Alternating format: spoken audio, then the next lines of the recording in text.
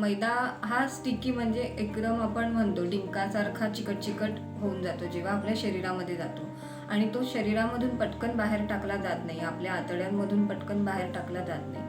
आणि अशा प्रकारे खूप काळापासून जेव्हा आपण मैद्याचे पदार्थ खात आलेलो असतो तेव्हा तो वारंवार आतड्यांना चिकटून राहतो आणि अशा प्रकारे मैदा आतड्यांना चिकटून राहिल्यामुळे तिथे टॉक्सिन्स निर्माण होतात आणि अशा प्रकारे टॉक्सिन्स निर्माण झाल्यामुळे तेच टॉक्सिन्स रक्तातून शरीरामध्ये इतर ठिकाणी इतर ऑर्गन्सला देखील जातात आणि शुद्ध रक्त त्या पेशींना नाही मिळत आणि हळूहळू त्या पेशी डॅमेज होऊ शकतात.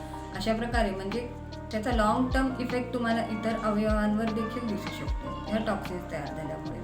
शिवाय हा चिकटून राहिल्यामुळे पोटाला आतड्यांना चिकटून राहिल्यामुळे पोषण मूल्य शोषून घेण्यासाठी देखील हा अडथळा निर्माण करतो.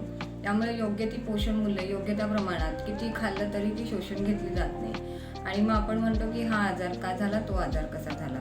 तर ह्या प्रकारे मैदा हा आपल्या शरीरावर अशा प्रकारे दुष्परिणाम करतो.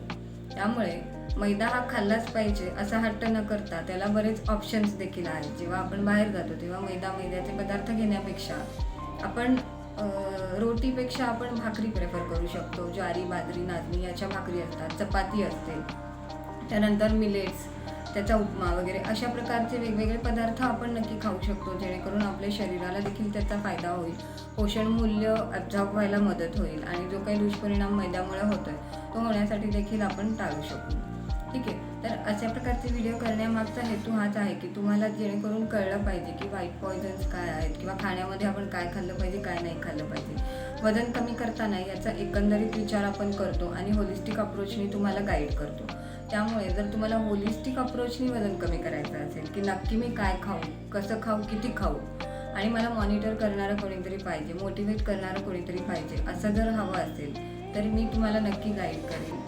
इथे म्हणजे कन्सल्टेशन तुम्हाला नक्की मिळू शकतं वेट लॉससाठी किंवा इतरही आजारांसाठी. होमिओपॅथी नक्की आहे.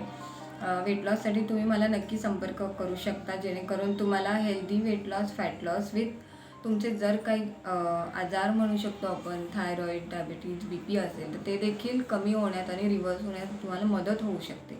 अशा प्रकारे तुम्हाला गायडन्स नक्की मिळू शकतो. तुम्ही मला नक्की संपर्क करू शकता जेणेकरून आपण disease free, healthy, medicine free life नक्की जगू शकतो. ज्याच्याकरता गायडन्स नक्की लागतो. तो जर हवा असेल तर तुम्ही मला नक्की संपर्क करू शकता. माहिती जर आवडली असेल, छोटी माहिती आवडत असेल तर नक्की लाईक करा, शेअर करा, सबस्क्राईब करा जेणेकरून इतरांना देखील ती माहिती समजेल.